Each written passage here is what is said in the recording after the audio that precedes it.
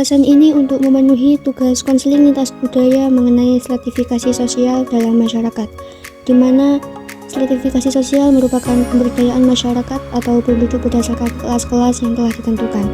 Stratifikasi sosial terbagi menjadi dua kelompok, yaitu stratifikasi tertutup dan terbuka. Stratifikasi tertutup yaitu seseorang ketika sudah tergolong menjadi kelas tinggi, dia tidak akan menjadi kelas bawah dan sebaliknya.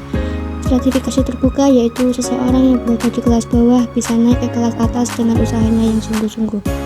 Dalam dimensi stratifikasi sosial ada 4 yang dapat tergolongkan, yaitu kekayaan, kekuasaan, kehormatan, ilmu pengetahuan.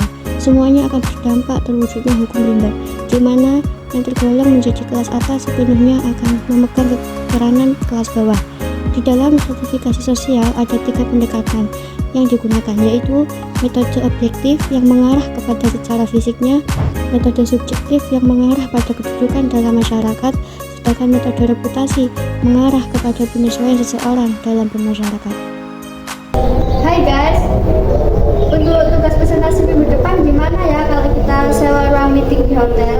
Apa punya kenalan? Lumayan nih kita nanti dapat diskon. Wah, budgetnya berapa turis? Aku sih oke-oke aja, tapi kita harus berhitung lagi sama teman yang lainnya. Enggak sih, soalnya ya aku lagi bingung hari ini. Kemarin mataku rusak, jadi harus ngeluarin banyak buat dengerin. Iya nih, aku juga lagi ngirim uang beasiswa tuh buat bayar kos. Gimana kalau kita ngerjain di kampus aja? Gitu aja masa repot, toh cuma uang 100.000. Kita sebagai mahasiswa harus profesional dong, kan ini juga buat nilai.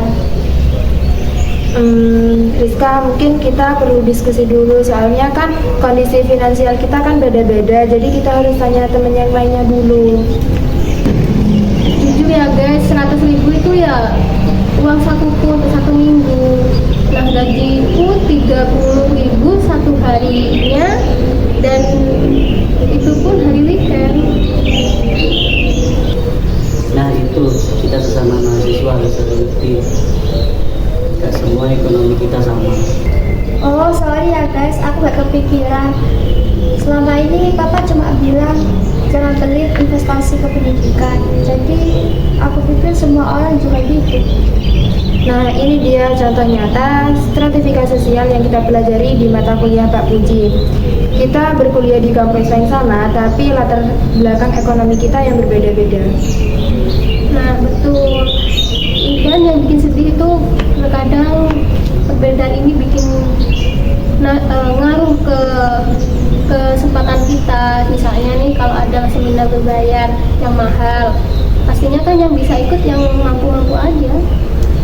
Atau contoh lain, ada lowongan magang di perusahaan yang punya hubungan keluarga gampang masuk, sementara kita harus bersaing di lewat jalur umum. Bener juga sih, aku baru sadar magang di perusahaan papa juga bukan karena kelebihan, bukan juga murni kemampuan. Padahal di luar sana juga banyak teman-teman yang lebih layak. Tapi yang penting kita gak boleh jadi ini alasan untuk putus asa, karena setiap orang itu punya kelebihan dan tantangan masing-masing. Nah, setuju. Aku pun bersyukur dalam kondisi saat ini, kuliah sambil kerja, bisa disiplin dalam waktu dan menghargai sesuatu.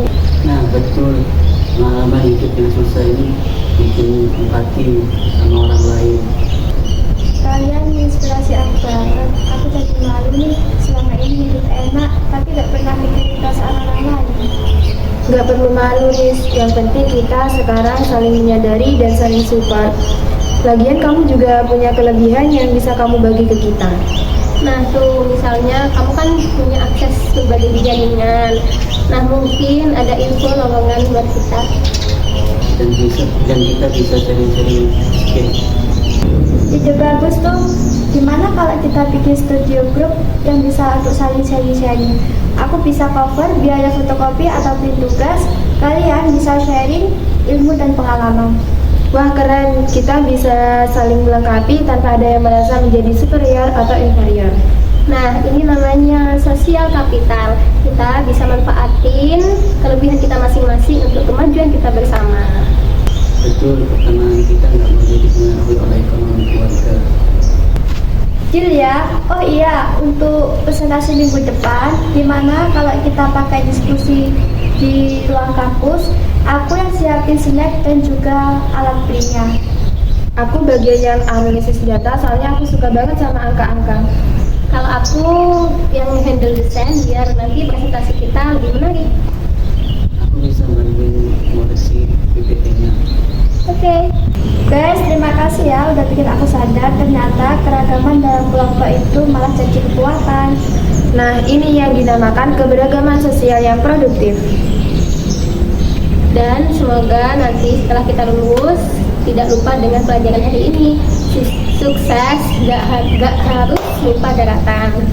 Amin. Dan kalau ada yang berhasil, jangan lupa kita tanda tangan yang lain untuk naik ya. Setuju. Udah selesai nih ya guys ya. Yuk kita pulang.